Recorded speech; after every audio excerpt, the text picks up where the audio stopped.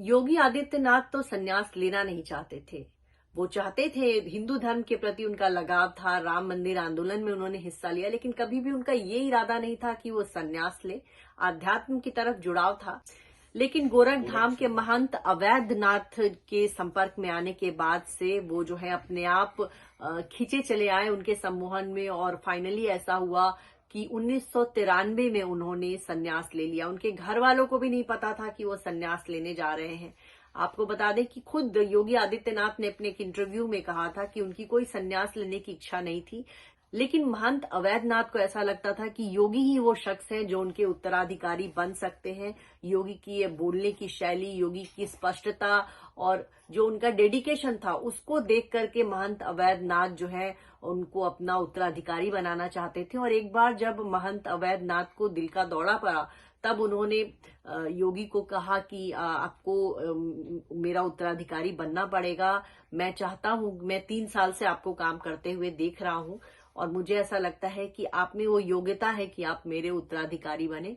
और उसी साल दशहरे के मौके पर योगी आदित्यनाथ ने तय कर लिया कि वो संन्यास लेंगे, और उसके बाद उन्होंने गोरखधाम में अवैधनाथ जी को अपना गुरु माना और वहीं पर उन्होंने संन्यास ले लिया।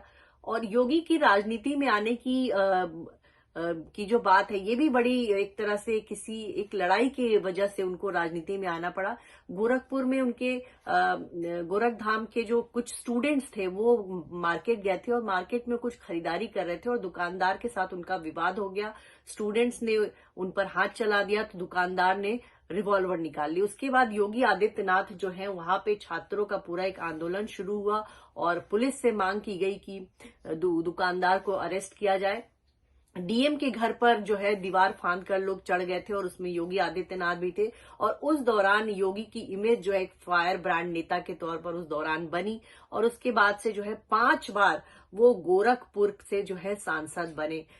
योगी आदित्यनाथ ने अपनी एक हिंदू युवा वाहिनी संगठन भी बनाया था, जो गोरखपुर में जो है एक तरह से कहीं ना कहीं कह सकते हैं कि हिंदू धर्म के से जुड़े हुए सारे छात्र थे उनके साथ। और वो जो है एक तरह से कुछ भी गलत होता था, ऐसा लगता था कि हिंदुओं के साथ कुछ गलत हो रहा था, उनकी लड़ाई लड़ने के लिए आगे आते थे। और बाद के दिनों में इसको लेकर जो है योगी आदित्यनाथ पर केस भी हुआ था, और इस पर जो है उन्होंने मायावती की सरकार के दौरान, समाजवादी पार्टी की सरकार के दौरान भी योगी आदित्यनाथ को ने एक बार संसद में रोते हुए कहा था कि उनको बहुत परेशान किया जा रहा है। कई बार संसद में योगी आदित्यनाथ को ये तक कहा गया, इवन लालू यादव ने कहा था, मुलायम सिंह यादव ने, कि आप तो सन्यासी हैं, आप मंदिरों में जाइए, आप हिमालय पर्वत पे जाइए, आप संसद में क्या कर रहे हैं। लेकिन ये कमाल की बात है कि आज वही योगी आदित्यनाथ जो है पिछले 2017 से जो है उत्तर प्रदेश के मुख्यमंत्री हैं, और उत्तर प्रदेश के सबसे सफल मुख्यमंत्रियों में से एक कहे जाते हैं। उनके शासनकाल में जो है उत्तर प्रदेश में लोग उनको पसंद करते हैं, और दोबारा भी वो चुने गए और दोबारा भी वो मुख्यमंत्री बने। और अब तीसरी बार भी कहा जा रहा है कि योगी आदित्यनाथ ने उत्तर प्रदेश में ऐसा काम किया है कि अब जो है अब उनको जो है पीएम पद का उम्मीदवार तक बहुत लोग मानते हैं। और उनको कहा जाता है कि केंद्र में मोदी के बाद अगर कोई सबसे सशक्त नेता है जो इस पोस्ट को डिजर्व करता है तो वो है योगी आदित्यनाथ। खैर, ये देखने वाली बात होगी कि भाजपा में जो है किस तरह से मोदी के बाद कौन वो नेता होगा जो उनकी जगह ले सकता है।